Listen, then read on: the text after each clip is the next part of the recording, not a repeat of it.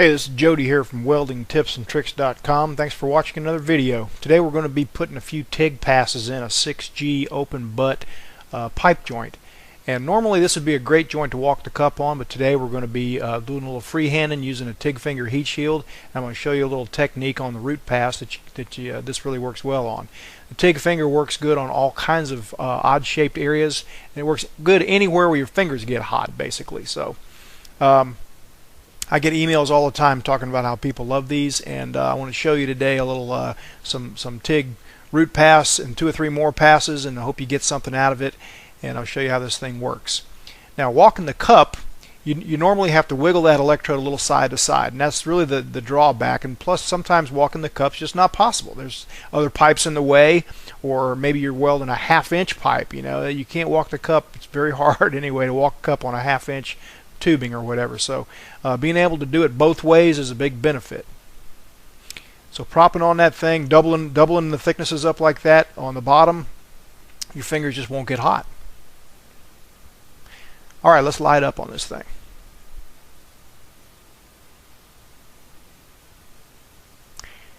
I know I should have a glove on. I forgot. Sorry about that. Alright, forward and back is the technique I like to use on a root pass, open butt root pass like this. I like to have the gap just big enough that wire lays in there without flopping through, and then I put it right in there and bear down on the tip of it with the tip of that electrode and do forward and back motion, not side to side, forward and back. Go forward, the arc force pushes a little metal up in there, and then backwards lets it kind of fuse in a little bit better so you don't have any cold lap. Now if it keyholes like that a little bit with you, and it will occasionally, just keep a little downward pressure on that rod, and don't panic. It'll fill in. Push it in there, and just keep going forward and back. What this does is it helps the bottom look like the top. You know, the bottom usually looks really flat, the top is poked in there really good, and sometimes the bottom's even sucked back, and some inspectors don't like that suck back root pass on the bottom. Nobody likes it really.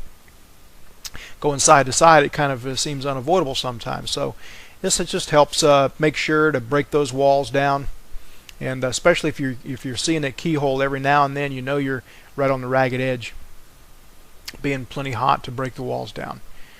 So that's the root pass, forward and back. You don't want to use quite as much angle as I have here, but if I'd used the right angle, you wouldn't be able to see anything. The camera would be blocked. Alright, for the hot pass, and we really shouldn't call it the hot pass. It's kind of confusing because we're really not welding any hotter than we were on the root pass. Generally speaking, whatever works on the root pass works good for the second pass also.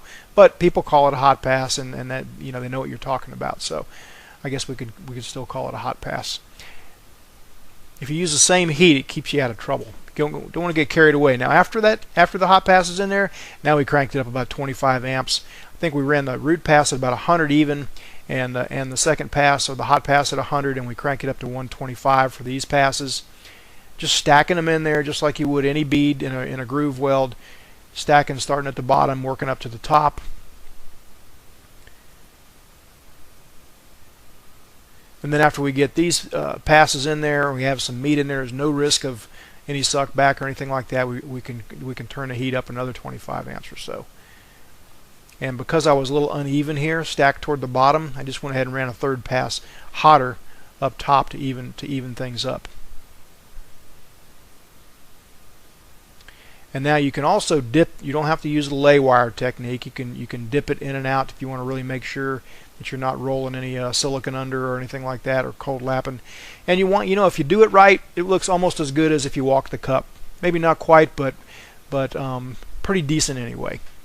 Walking the cup makes a really nice lace, but you can do a good job freehanding, especially if you've got something like this that's nice and smooth that slides on. So for odd-shaped objects, you know, for cast iron manifolds, preheated aluminum, all that kind of stuff, it's going to come in really handy for being able to prop right next to the weld instead of a foot away from it to keep your hand cool. So that's the TIG finger heat shield. I hope you got something out of watching this TIG welding video today. Visit weldingtipsandtricks.com.